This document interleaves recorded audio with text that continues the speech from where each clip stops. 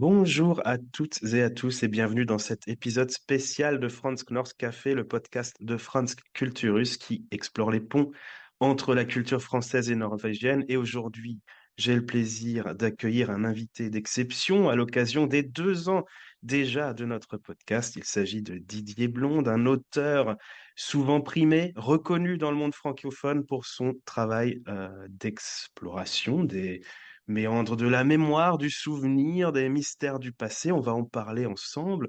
Bonjour Didier Blonde. Bonjour. Alors, vous avez publié de nombreux ouvrages chez bien sûr les plus grands éditeurs, notamment Gallimard, qui naviguent entre fiction et récit personnel avec, j'ai l'impression, une obsession récurrente, c'est celle de retrouver des traces, des souvenirs enfouis, des destins oubliés. Parmi les livres les plus emblématiques, je vais citer Le Nom des morts, Les fantômes du muet, Carnet d'adresses ou bien sûr Leila Mahi 1932 qui vous a valu le prix Renaudot de l'essai en 2015. Aujourd'hui, on va surtout parler de votre dernier ouvrage, Oslo de mémoire, paru en 2024 chez Gallimard, qui est, si je ne me trompe pas, un récit autobiographique, ou en tout cas d'inspiration biographique. On peut en parler, mais non, On il y va a en marqué reparler. roman sur la couverture. Il y a marqué roman. Bien sûr, Même bien si la sûr. part autobiographique, je pense qu'on le sent, voilà, Et, est évidente, oui. oui. Bon, en tout cas, vous nous y entraînez sur les traces d'une écrivaine bien connue en Norvège, moins en France, qui est Cora Sandel. On va en parler. Une quête littéraire intime entre Oslo et Paris, qui est l'occasion pour vous de revisiter des souvenirs, de questionner des liens entre les lieux et la mémoire. Donc, on va revenir dans cet épisode sur votre parcours, vos influences et votre rapport à la Norvège, ou en tout cas dans ce travail que vous avez fait. On va parler de Cora Sandel également. Voilà, donc je voulais d'abord vous remercier vraiment d'être ici. C'est quand même une grande chance pour nous, notre modeste mais motivé podcast de vous avoir. Alors merci d'abord d'être là avec nous. C'est moi qui vous remercie. C'est moi qui vous remercie. Vous avez compris qu'il y a un petit peu de mon cœur est resté en Norvège et à Oslo. Donc, je suis très content de faire ce retour un peu virtuel. Merci beaucoup. Alors, je vais commencer d'un point de vue général. Vous avez écrit plusieurs livres où vous partez sur les traces de souvenirs de personnes disparues, aussi bien célèbres comme Baudelaire qu'anonymes. Je pense par exemple aux figures un peu oubliées du cinéma muet. D'où vous vient cette fascination, cette passion pour ce travail sur ces personnes? De- Alors écoutez, c'était pas délibéré, c'était pas prémédité, et en enchaînant les livres au fur et à mesure des années, je me suis rendu compte qu'effectivement, j'avais cette espèce de récurrence. Tous mes livres sont des enquêtes, des quêtes sur des personnages disparus, des espèces de fantômes, hein, mais parce que je ne me résous pas à à ce que les morts soient vraiment morts, quoi. Et je pense en reparlant, on arrive à leur redonner une vie tant que il y a quelqu'un qui sera là et moi le premier à, à en parler, à donner leur nom. Eh bien, peut-être qu'on pourra essayer de conjurer un peu, c'est une façon de conjurer un petit peu la mort. C'était, vous savez, une des découvertes du cinéma au départ, le cinéma muet auquel je me suis beaucoup intéressé, croyait fermement que avec cette nouvelle invention, il y aurait d'une certaine façon un moyen de conjurer la mort. Oui. L'immortalité dans les arts, absolument, oui, oui, quelque part. Euh, Ça est-ce revient qu'on effectivement, oui, est-ce de qu'on peut livre du en coup livre. vous qualifier d'un peu de détective du passé, puisque on peut poser la question en d'autres termes, nous qui sommes en Norvège, où la littérature policière est très importante, en Scandinavie en général, vos romans sont parfois des quêtes oui, qui s'apparentent à des enquêtes policières. Euh, on peut le dire, ou est-ce que Oui, c'est tout un à terme fait, que tout vous... à fait. Oui, Tout à fait. Je pense que bon, c'est évident. Hein, je vais sur les lieux, j'enquête, voilà, dans les archives, sur les lieux en bonne mémoire, parce que je crois qu'ils nous permettent de remonter le temps. Mais je pense que oui, que toute littérature est d'une certaine façon policière. Oui. Oui. c'est une enquête. Et puis c'est vrai que il y a, même si on n'arrive pas à découvrir le fin mot de l'histoire, je veux dire, le parcours, l'enquête elle-même est suffisamment riche et intéressante. Les rencontres que l'on peut faire, que j'ai faites, méritent, je crois, d'être. Enfin, mes livres, c'est surtout ça. Au fond, c'est des comptes rendus d'enquête, quoi. Ouais. Oui, oui, oui, absolument. Et est-ce que c'est un genre finalement, le genre littéraire de la littérature policière, vous vous en inspirez consciemment? Par exemple, vous avez des auteurs nordiques que vous aimez lire? Alors, c'est vrai qu'on connaît en France, surtout la littérature norvégienne, et scandinave, hein, par les romans policiers. Oui, oui. Alors, mais moi, depuis toujours, j'ai Oui, beaucoup lu de romans policiers. J'ai un, je suis un gros lecteur. J'ai un compas, une ouverture très, très large. Je m'intéresse aussi bien à, je place presque, enfin, dans mes centres d'intérêt, Proust et j'ai beaucoup écrit sur Fantomas, Arsène Lupin, oui, ces absolument. personnages vraiment populaires. Mais oui, là, je parle dans ce livre de romans de Johannes Bö, par Oui, vous le faites, exemple. bien sûr. Voilà, Mhm. voilà. Ouais. Oui. Parce que c'est aussi centré, ce sont des romans, ce qui m'intéresse, hein, avec son Mhm. détective, qui sont centrés sur la ville d'Oslo. Moi, je m'intéresse surtout à ça, ces Bien sûr. itinéraires dans la ville. Ouais.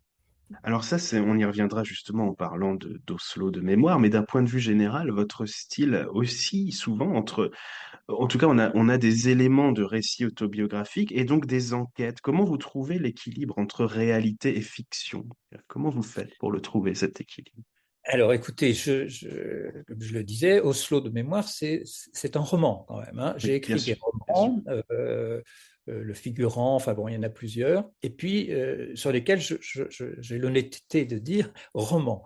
C'est-à-dire que je me permets si le fond est souvent le germe, disons, est un petit peu autobiographique, quand je mets roman, je me permets de dériver, hein. Il y a une Bien sûr. sorte de dynamique de l'écriture qui me conduit vers la fiction.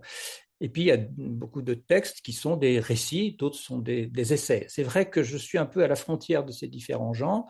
Il Oui, y a du récit, d'enquête, et dans ce cas, tout est authentique, parce que je pense que la réalité parfois est plus étonnante, plus romanesque, on va dire, que le roman, qui n'a pas besoin d'inventer. Les couvertes sûr. qu'on peut faire sont suffisamment pleines de suspense, d'attrait, voilà.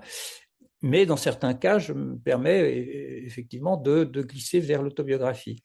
Je crois qu'à à la base de toute écriture, qui nous embarque souvent pendant plusieurs années, il faut qu'il y ait un désir très très fort, un petit moteur du désir, et qui pour moi est lié un élément, on va dire, autobiographique, hein. C'est le cas aussi D'accord. dans Mémoire, il y a un élément autobiographique. Mon narrateur me ressemble par certains aspects. C'est peut-être d'ailleurs le roman dans lequel je suis le plus personnel, mais il ne faudrait pas prendre tout pour Non, la bien sûr. réalité, bien sûr. Voilà. Bien Donc, entendu.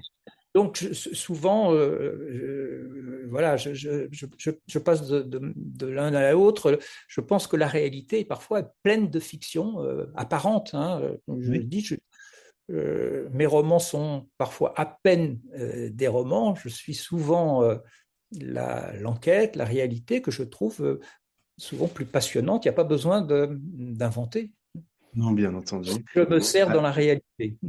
alors ça, justement, dans ce travail et dans plusieurs de vos livres, il y a un concept quand même qui paraît central, c'est celui de la mémoire. Donc on l'a un peu dit, mais la mémoire des gens, par exemple dans le cinéma muet, de figures inconnues, faire vivre comme ça les morts, comme vous l'avez dit, et se souvenir de, quel lien vous établissez entre l'écriture et la mémoire? Est-ce que selon vous, l'un permet de redonner vie à l'autre? Est-ce que c'est un concept qui est vraiment conscient dans votre travail, la mémoire? Oui, ça c'est très conscient, hein. C'est pour ça Oui, que le titre c'est Oslo de mémoire. Voilà. bien sûr. Euh, c'est un, avec cette espèce de postulat, je pense que rien ne disparaît. Rien ne disparaît dans nos mémoires, dans notre mémoire. Simplement, c'est souvent recouvert, oublié, mais que en faisant un effort, on doit arriver à retoucher. Euh, ces éléments du passé.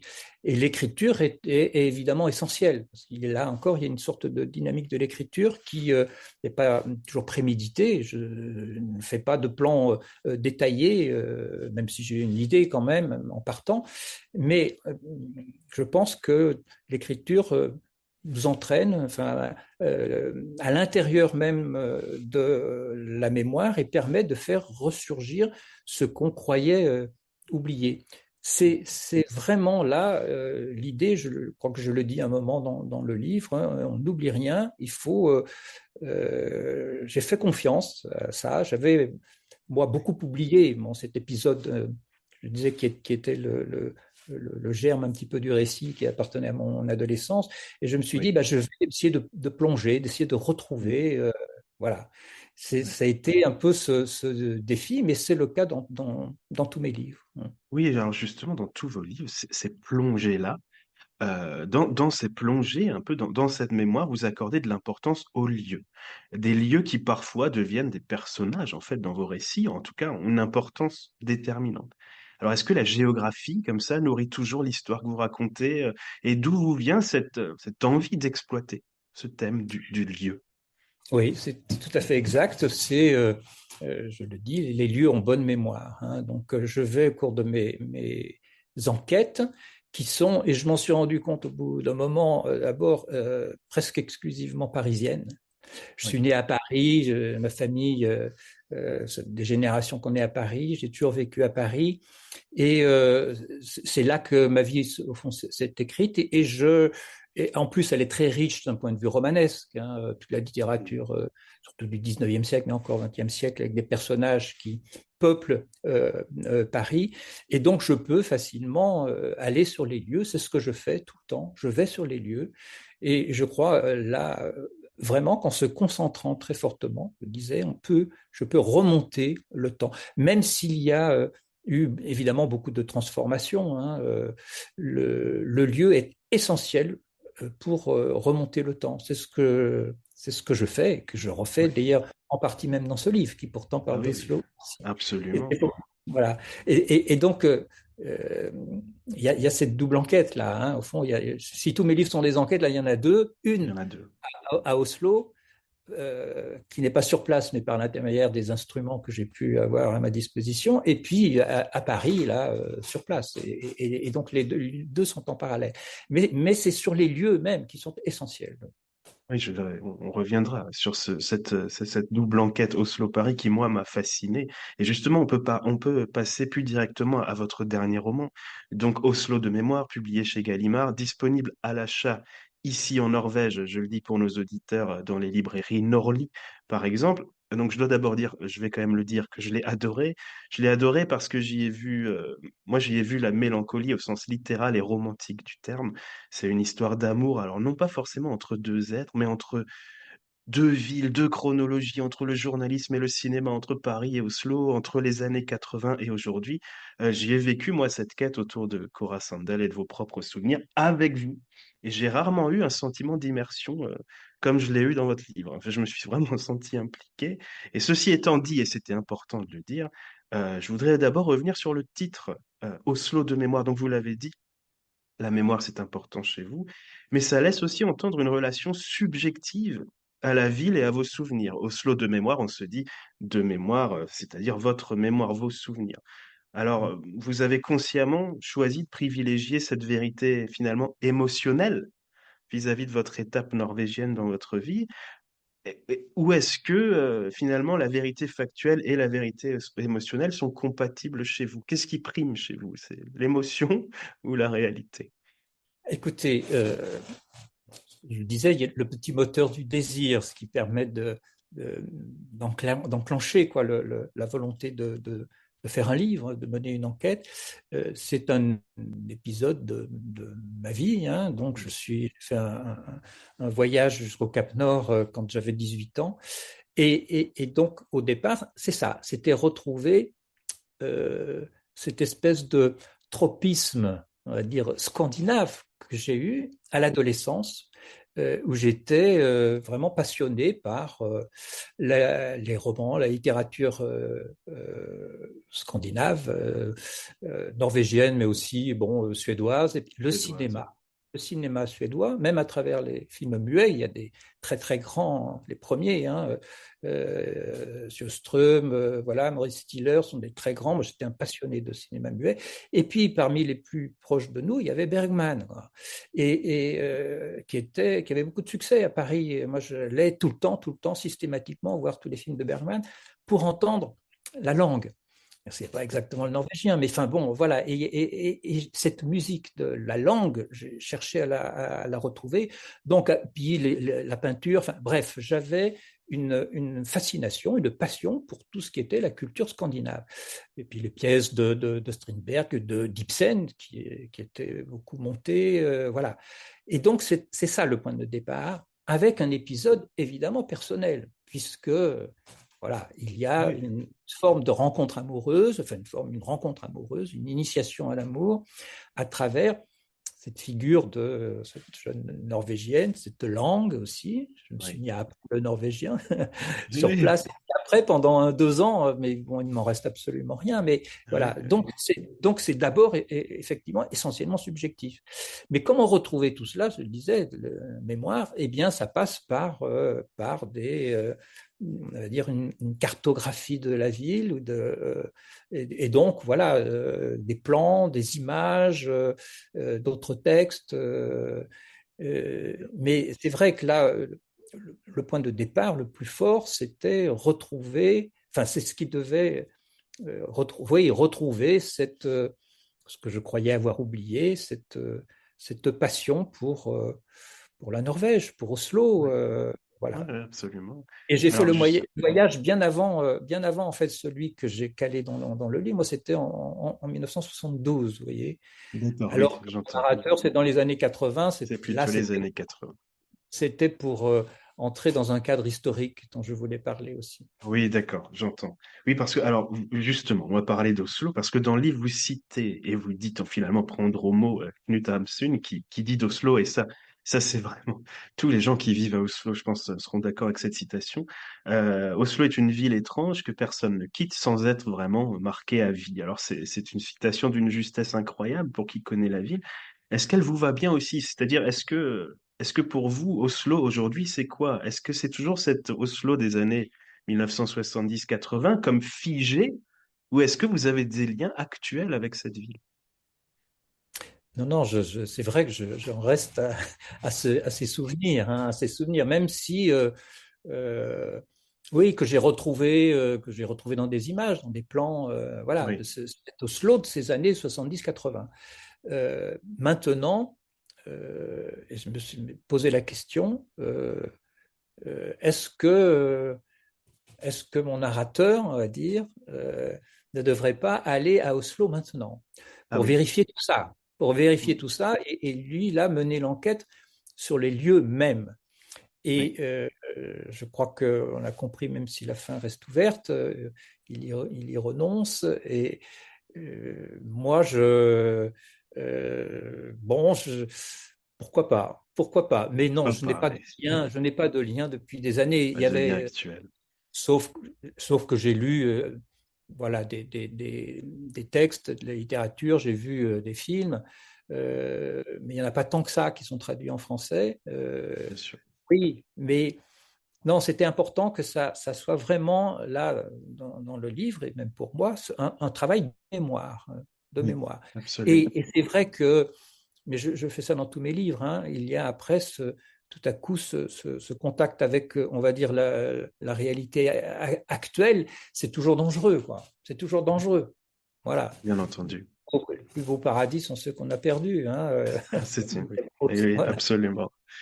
C'est bien dit. Alors, plusieurs passages révèlent selon moi donc combien vos souvenirs d'Oslo et donc cette part de fiction, bien sûr, c'est un roman, mais et votre quête d'information et j'ai envie de dire même d'excitation autour de Cora Sandel vous amène à redécouvrir en même temps que vous réunissez ce puzzle de vos images d'Oslo, ben, vous redécouvrez aussi Paris, Mm. votre Paris, qui agit comme un miroir finalement et que vous redécouvrez grâce à votre rencontre dans le livre, enfin le narrateur, avec Liv, cette Norvégienne qui donc vous entraîne dans cette enquête. On lit par exemple page 94 où vous dites qu'elle vous a ouvert des portes à Paris que vous n'aviez jamais cherché à pousser lorsque vous passiez devant.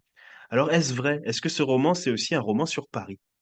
Oui, tout à fait. Et dans un quartier que je connais bien sûr, qui est le quartier de Montparnasse, quartier des artistes à l'époque de Cora Sandel, c'est pour ça qu'elle est venue. Enfin, Oui, elle bien sûr, s'appelait oui. Sarah Fabricius à Oui, l'époque, bien sûr. que je connais bien sûr, mais que j'ai, on va dire, découvert quand même en grande partie parce que là, j'ai poussé des portes quoi, que je n'avais Oui, pas poussées, notamment sur les ateliers dont je parle, où Cora Sandel, Sarah Fabricius, oui, a travaillé, quoi, hein, la rue de la Grande Chaumière, voilà, l'atelier de Collard aussi.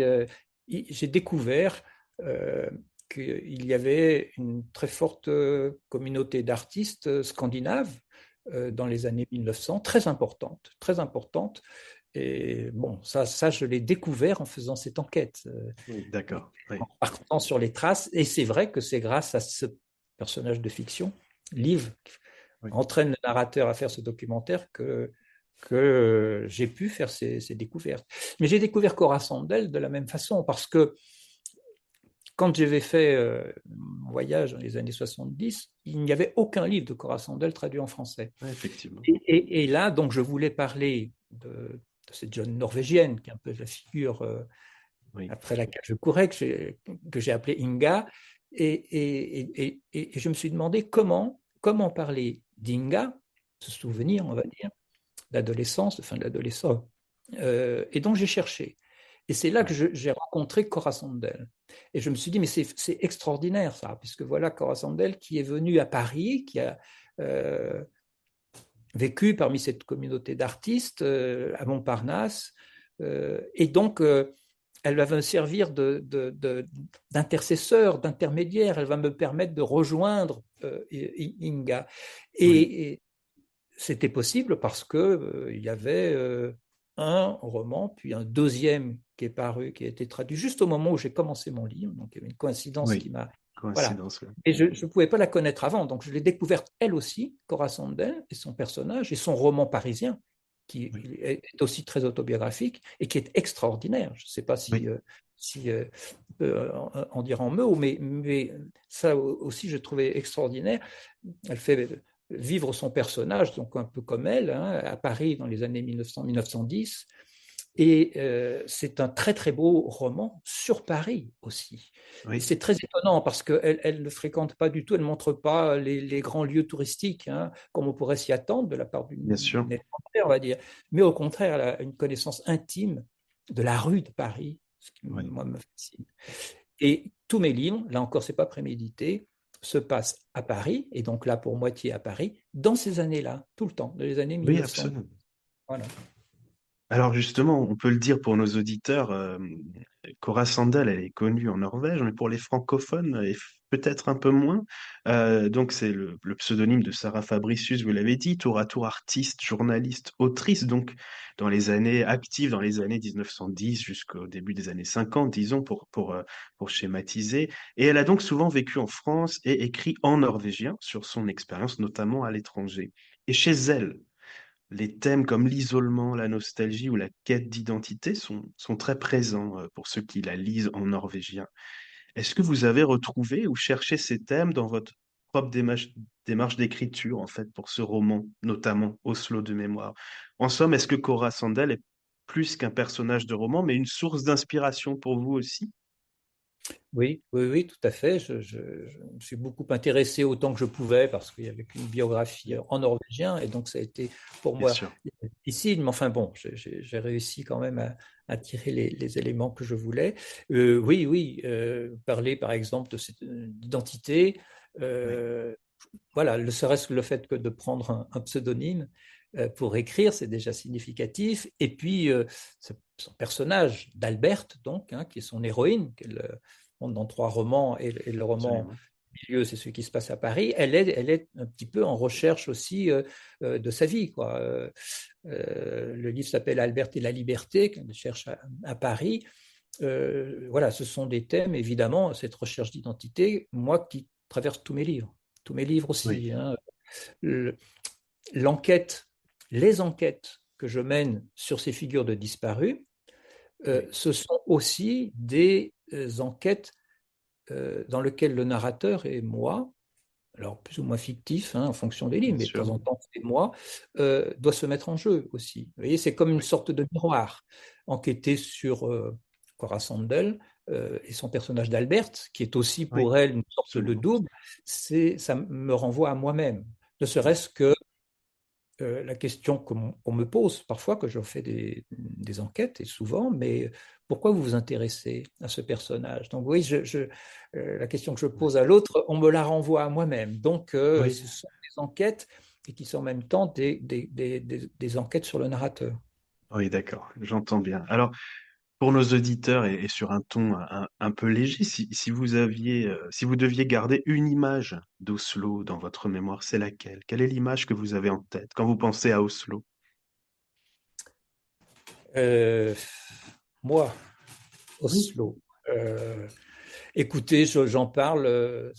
Là, ce sont des souvenirs beaucoup plus, on va dire, vivaces. C'est le parc Frogner, quoi. Voilà. ah oui, oui, Et toutes et puis, enfin, et toutes les sculptures de Vigeland. Hein, oui, bien sûr, le parc voilà. Vigeland, oui, Donc j'en ai des souvenirs très très précis, et notamment ce que j'évoque là avec cet écho là quand on frappe sur l'esplanade que j'ai ouais, retrouvé après dans des livres, dans le film de Joachim Trier aussi, Oslo 31 août, qui est un film bien magnifique sûr, sur absolument, Oslo. Euh, oui, oui, j'ai là des souvenirs plus précis. d'accord. Maintenant, alors je peux... Oui, d'Oslo, c'est ça. Oui, Sinon, c'est cette figure féminine, évidemment, que bien sûr, j'évoquais. bien Voilà, sûr. Est-ce voilà. que vous saviez que votre dernier roman, Oslo de mémoire, avait rencontré un tel succès ici en Norvège? Non. Est-ce que Non, vous... je suis très, très heureux. Je suis très heureux. Vraiment, vraiment, je vous le disais, D'accord. j'ai un peu de mon cœur qui est resté à Oslo. Et s'il y a quelques lecteurs, lectrices, j'en suis très, très, très heureux, vraiment. Oui, oui, il y en a beaucoup, je peux vous le dire. Et je pense que c'est votre cœur qui est resté à Oslo, c'est ce qu'on ressent en lisant le livre, vraiment. Et c'est pour ça que je l'ai introduit en disant un récit autobiographique, parce que on ne peut pas ne pas penser à Bien sûr, l'autobiographie, parce qu'il y a une telle intimité quand on vous lit, qu'on se dit, bon, il y a forcément des souvenirs personnels dans cette histoire, des vrais souvenirs c'est vrai, personnels aussi. c'est vrai, c'est vrai, c'est vrai. Et tant mieux, vous avez été un très bon lecteur. C'est gentil. Eh bien, écoutez, Didier Blonde, je voulais vous remercier pour avoir été notre invité. Ça me fait vraiment plaisir et merci encore pour cet entretien. C'est moi qui vous remercie beaucoup. Ça me fait très, très plaisir. Et comme je le disais, je ne suis pas retourné physiquement à Oslo, mais là, c'est une façon pour moi d'y revenir par cet enregistrement, par les lecteurs dont vous parlez, et un retour un peu virtuel qui peut-être annonce un retour dans la réalité, mais ça me touche beaucoup. Écoutez, merci et ce sera notre souhait aussi de vous accueillir physiquement à Oslo dans les mois ou années qui viennent.